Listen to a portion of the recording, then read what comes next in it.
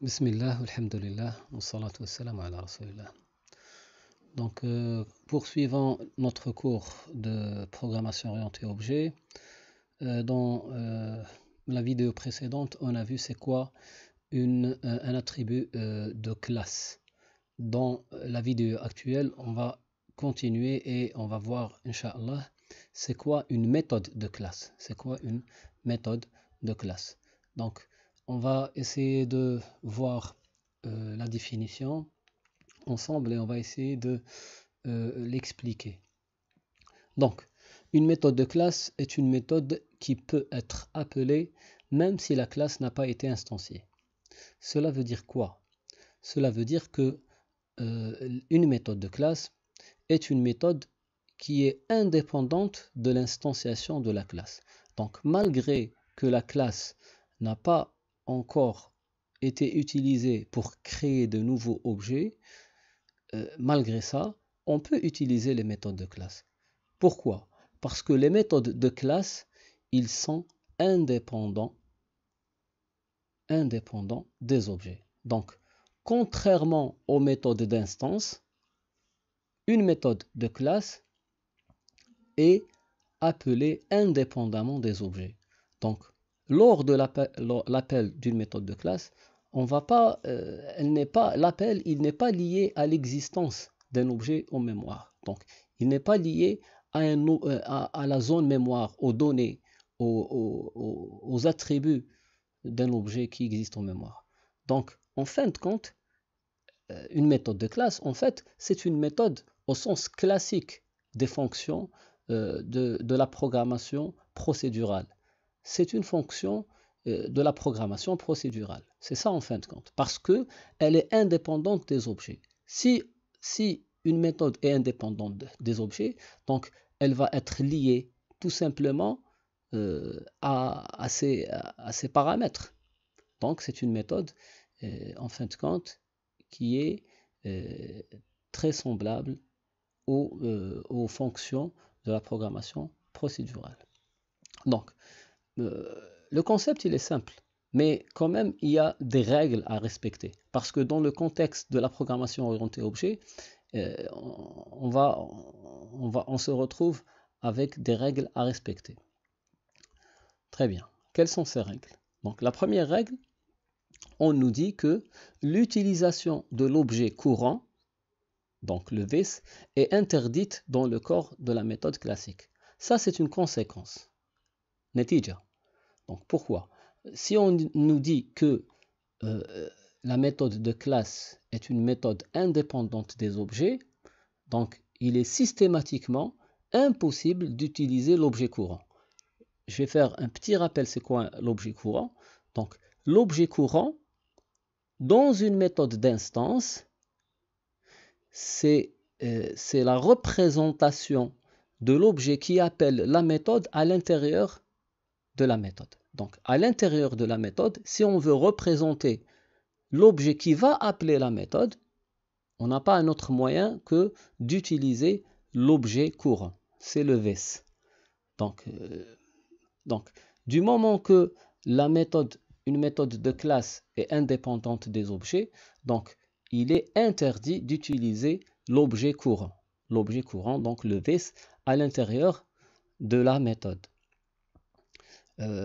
Au niveau de Java, ça déclenchera une erreur lors de la compilation. Très bien. Une deuxième règle qui est liée directement à la première, l'utilisation des attributs et des méthodes d'instance de l'objet courant, bien sûr, est interdite.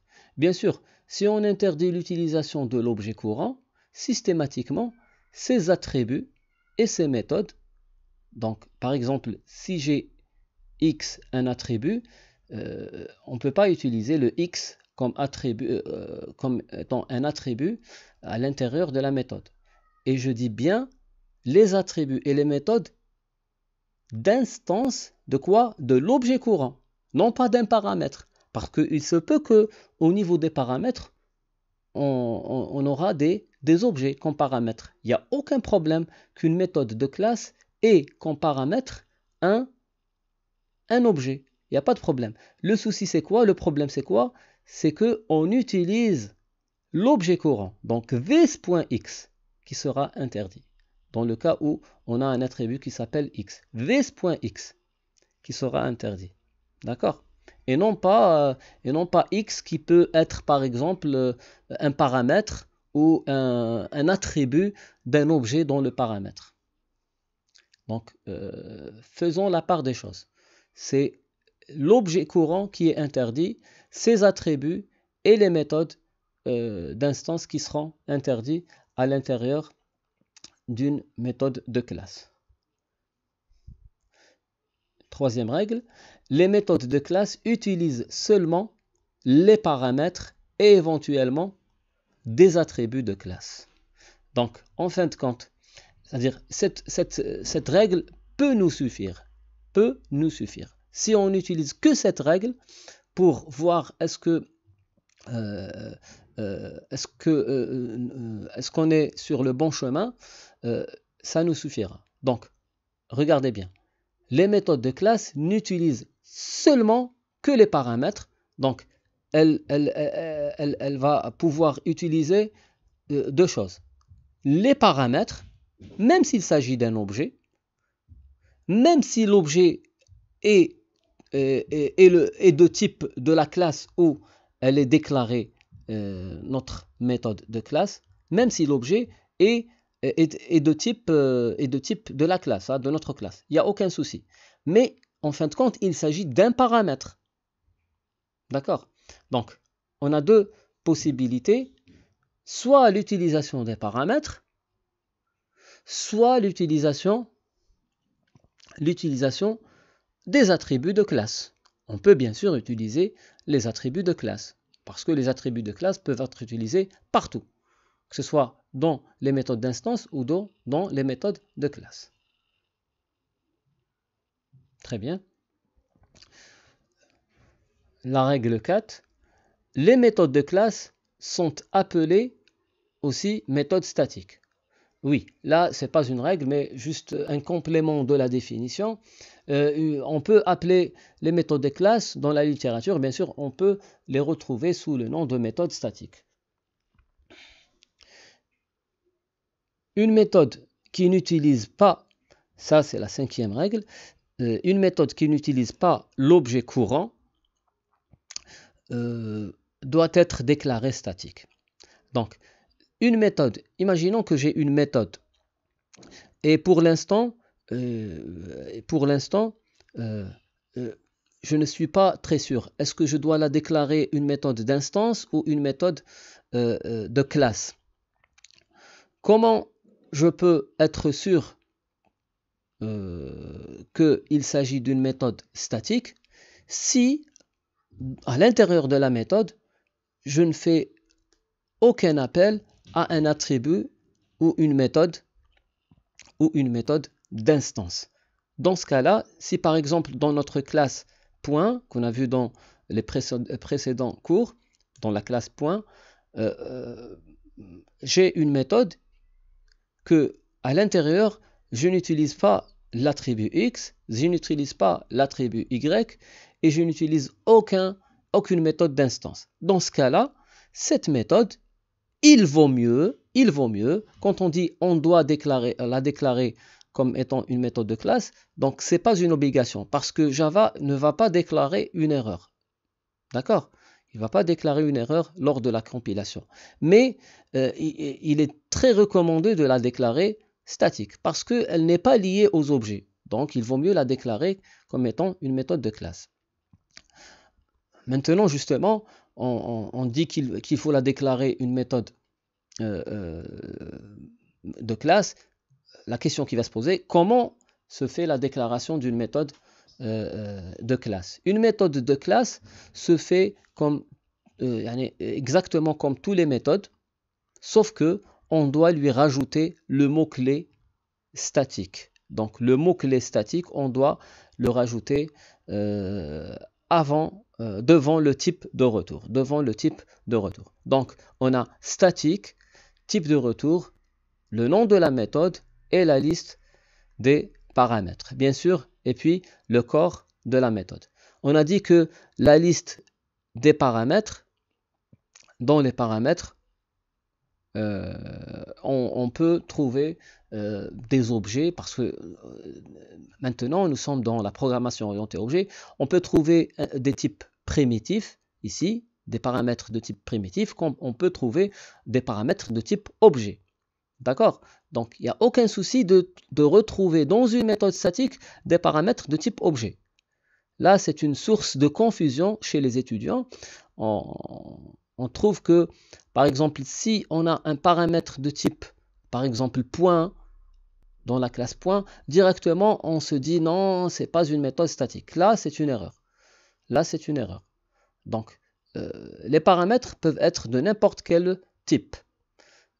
Pour savoir si notre méthode est une méthode de classe ou une méthode d'instance, il faut voir au niveau des règles. D'accord? Le respect des règles. Très bien. On continue. On a vu la déclaration. Maintenant, on va voir comment on utilise une méthode de classe. L'utilisation de la méthode de classe. À l'extérieur de la classe, il faut précéder l'appel de la méthode par le nom de la classe et un point. D'accord? Par contre, à l'intérieur de la classe, on peut appeler une méthode de classe dans des méthodes d'instance par exemple ou dans d'autres méthodes à l'intérieur de la classe directement sans rajouter le nom de la classe parce que elle sera connue à l'intérieur de la classe. Donc le nom de la classe va nous permettre de retrouver la méthode. Donc le nom de la classe va nous permettre de savoir où elle existe, où elle est déclarée cette méthode. Maintenant, on va essayer de voir une petite application de ces connaissances sur un bout de code. Donc, on nous dit corriger le code suivant et appeler les méthodes affichées dans le main. Donc, le voici le code. Donc, le code, il est là. Il est constitué de deux classes. Donc, la première classe, c'est la classe point. Regardez, on a deux attributs, x et y. Notre constructeur avec deux paramètres et trois méthodes affichées.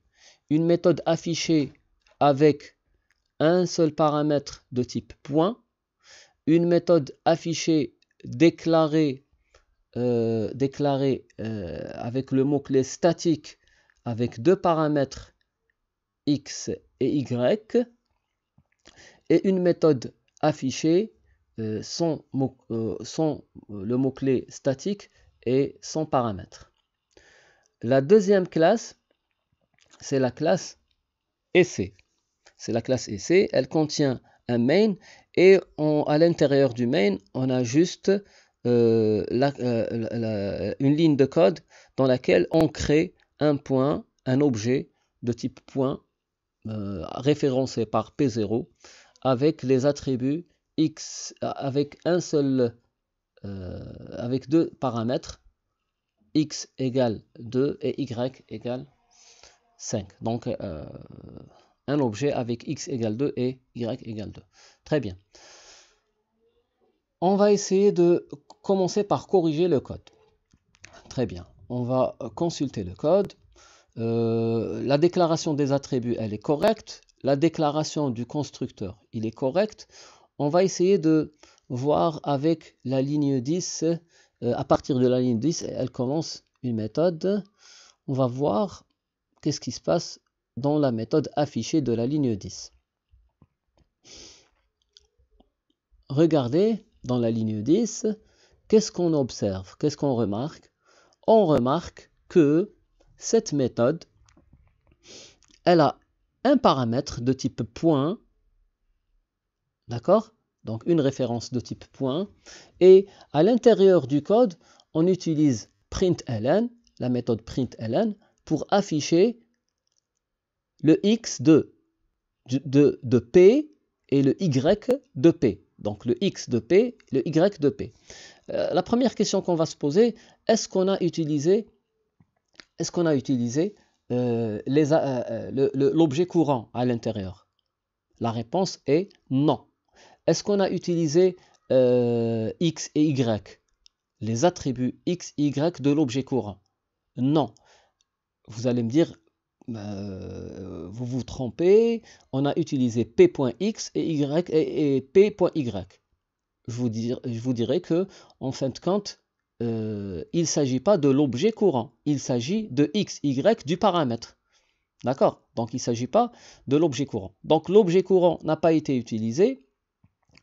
Les attributs, ils n'ont pas été utilisés. Donc en fin de compte, cette méthode devra être, selon la règle numéro donc 1, 2, 3,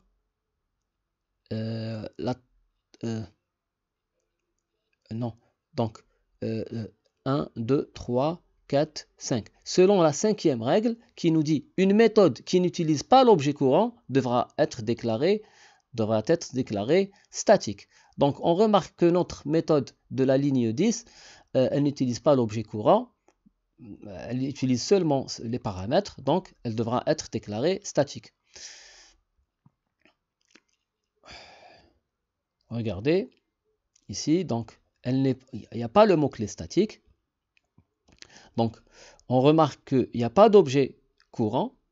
La méthode devra être déclarée statique. Donc, on corrige. Donc, on rajoute le mot-clé statique dans l'entête de la méthode.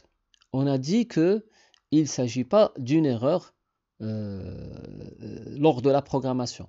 D'accord? C'est une erreur logique et non pas une erreur qui déclenche une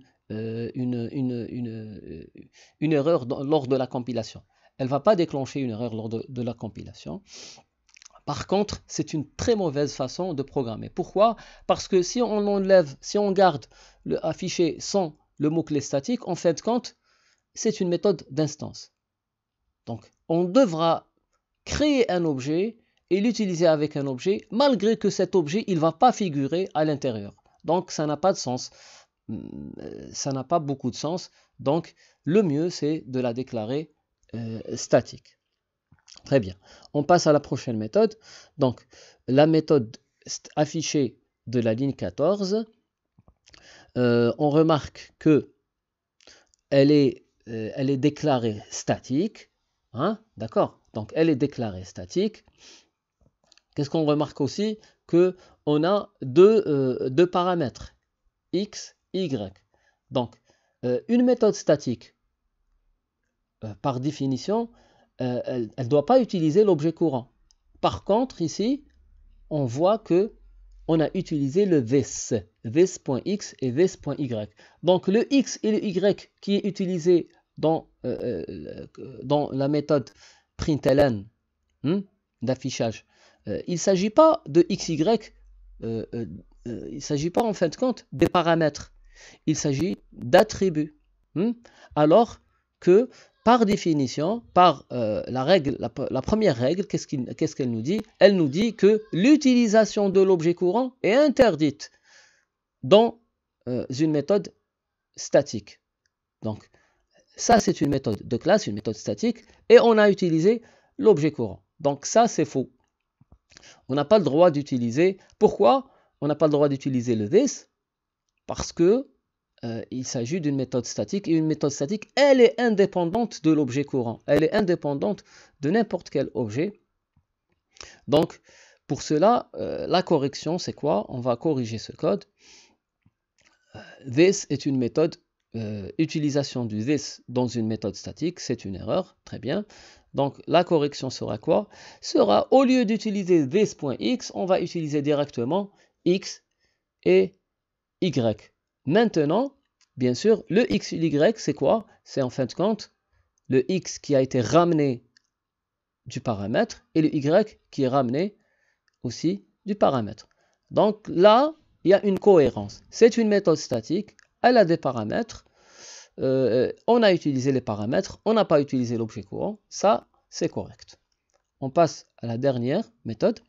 On voit que c'est une méthode d'instance, il n'y a pas le mot-clé statique, il n'y a pas de paramètres, et à l'intérieur, on a utilisé x et y.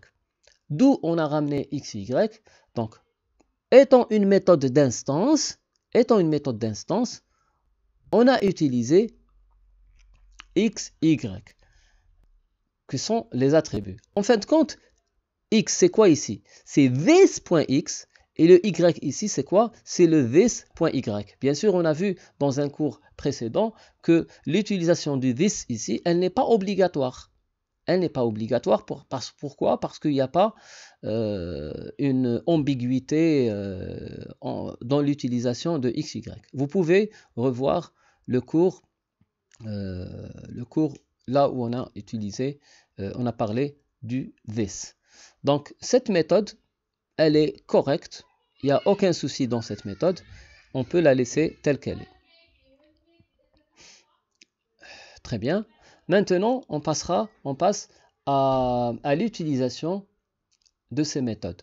Bien sûr, on va appeler ces méthodes à l'intérieur du main.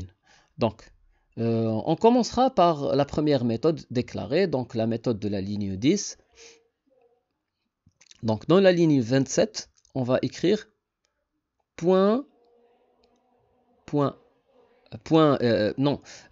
le point, c'est le nom de la classe, dot, ou point, le point qui sépare entre le nom de la classe et la méthode, affiché. Pourquoi on a appelé cette méthode avec le nom de la classe? Parce que c'est une méthode statique. Ça, c'est la première raison. La deuxième raison, parce que on est à l'extérieur de la classe, là où on l'a déclaré. On a déclaré la méthode affichée de la ligne 10 à l'intérieur de la classe point. On l'a appelée à l'extérieur dans la classe essai. Donc, dans la classe essai, on doit utiliser le nom de la classe pour appeler affiché de P0. Donc, affiché de P0, on doit l'appeler de cette méthode, de cette manière, parce que il s'agit d'une méthode de classe. Très bien. Maintenant, on va appeler la méthode affichée de la ligne 14. La méthode affichée de la ligne 14, elle a besoin de x et de y, qui sont de type double. Par contre, nous avons seulement P0 qu'il s'agit, qui est une référence de type point.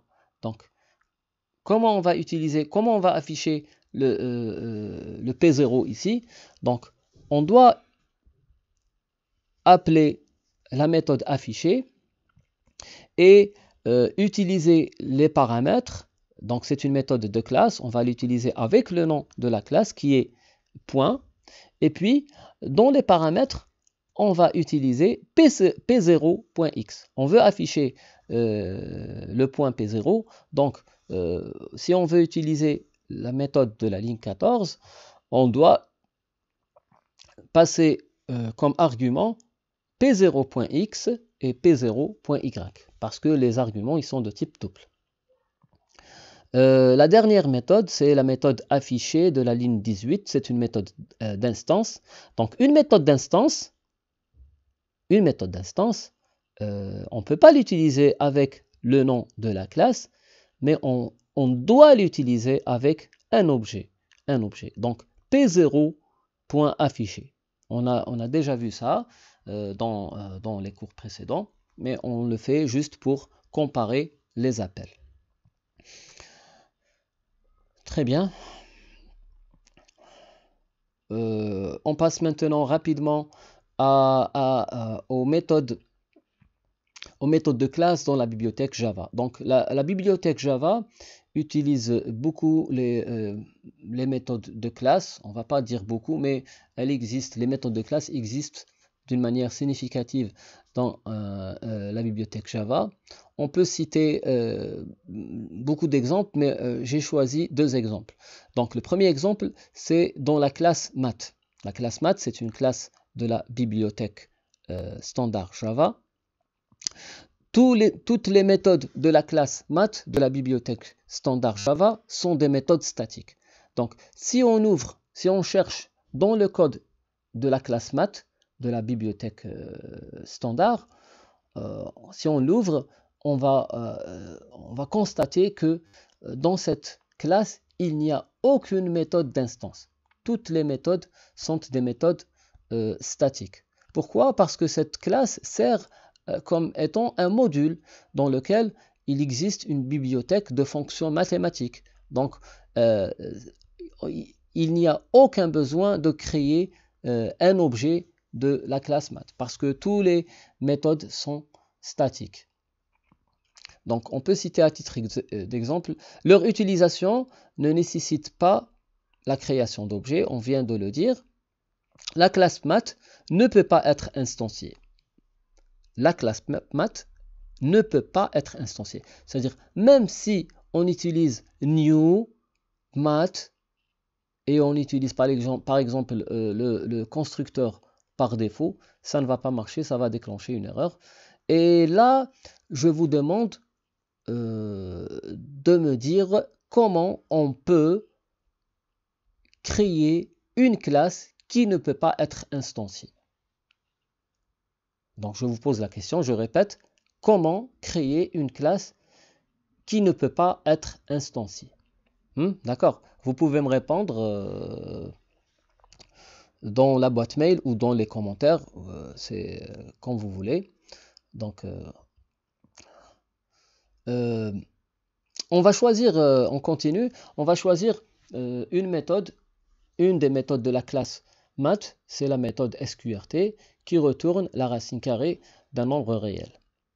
Donc si on consulte le code de cette méthode d'une manière approximative, parce que réellement, au niveau de ce code, et exactement au niveau de l'entête de la classe, il y a quelque chose qui manque par rapport à la classe math réelle de la bibliothèque, mais juste pour que vous compreniez, le problème c'est pas au niveau de la classe, mais je veux bien juste se concentrer au niveau de la déclaration de la méthode SQRT. On voit qu'elle a été déclarée publique. Public veut dire que on peut l'utiliser partout dans nos programmes.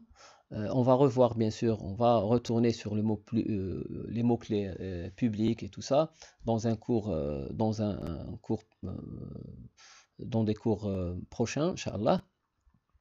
Mais pour l'instant, on se concentre. Donc, public, c'est que la méthode, elle est visible de partout. Statique veut dire que ma méthode est une méthode de classe. Double, c'est le type de retour. Donc, ma méthode SQRT, elle va me retourner un double. Et puis, le paramètre, c'est un double aussi. Et bien sûr, à l'intérieur, je vais retrouver le code qui me permet de réaliser la racine carrée du nombre A. Très bien. On peut appeler SQRT sans aucune instance. Donc, sans aucune instance de la classe math, on peut appeler SQRT dans n'importe quel programme Java. Exemple d'appel, math.sqrt25. Le bout de code d'appel, voici par exemple un code qui utilise math.sqrt. Donc, system out println, donc l'appel de la méthode println, la racine carrée de 5 et puis j'ai fait un plus de concaténation et puis j'ai appelé la méthode math.sqrt de 5. Est-ce qu'on a instancié la classe math? Non. Donc c'est une méthode de classe, on peut l'appeler sans aucune instance. Très bien. Donc le deuxième exemple, c'est un exemple de méthode dans la classe string. Donc la classe string, c'est la classe standard de la bibliothèque Java qui sert à utiliser les chaînes de caractères. Donc la classe string de la bibliothèque standard Java définit quelques méthodes statiques. Là, c'est pas la même chose avec la bibliothèque. Avec la classe math, on a quelques méthodes statiques et non pas la plupart des méthodes, presque toutes les méthodes sont des méthodes d'instance. Donc, on a quelques méthodes. Donc, exactement, on a la méthode valueOf qui retourne la valeur chaîne de caractères du paramètre. Donc, valueOf, c'est une méthode de classe à laquelle on doit donner un paramètre de type, généralement de type, les types primitifs, tous les types primitifs. Il y a plusieurs values pour les types primitifs. Il y a plusieurs paramètres, il y a plusieurs surcharges. C'est d'ailleurs, j'ai oublié de dire dans le précédent slide qu'il s'agit, les méthodes affichées qu'on a utilisées, on a utilisé plusieurs méthodes affichées. Il s'agit de méthodes surchargées. Donc, sans retourner sur le slide, juste pour signaler ça, il s'agit de 3 méthodes différentes. Il s'agit de la notion de surcharge. On peut surcharger les méthodes, même s'il s'agit de types de méthodes différents. Donc, méthode d'instance et méthode de classe, malgré ça, on peut utiliser la surcharge. Je reviens à notre méthode valueOf. Donc, valueOf, c'est une méthode, il existe plusieurs versions de cette méthode. Donc, les versions ils sont différentes par rapport. La différence entre les versions, c'est le type de paramètres qu'on donne à cette méthode. String définit plusieurs versions, d'accord, je viens de le dire, de value of selon le type du paramètre. Un exemple d'utilisation, l'exemple de la méthode value of avec un entier, un exemple de déclaration. Donc ça, si on ouvre la classe string, on va retrouver value of de cette manière. Public, static, string, value of, boolean a. Donc, public pour dire que c'est une méthode qu'on peut utiliser partout. Elle est visible de partout. Static pour dire que value of c'est une méthode de classe et non pas une méthode d'instance. String, c'est le type de retour de la méthode value of. Donc, value of, elle va nous faire retourner une chaîne de caractères. Donc, qu'est-ce qu'on lui donne? On lui donne A. A, c'est un booléen. Donc, A, il doit être soit true, soit false. D'accord? Qu'est-ce qu'elle va retourner? Elle va retourner une chaîne de caractères true ou une chaîne de caractères false. Une chaîne de caractères. Donc, elle va convertir le A qui est un booléen en une chaîne de caractères. Donc, on peut utiliser valueOf dans n'importe quel programme Java. Un exemple d'utilisation. Le nom de la classe qui est string.valueOf et entre parenthèses, j'ai donné 5 supérieur à 6. Donc, bien sûr, 5 supérieur à 6, c'est une opération qui donne un résultat de type booléen. Bien sûr, dans ce cas-là, 5 n'est pas supérieur à 6, donc elle va retourner un false.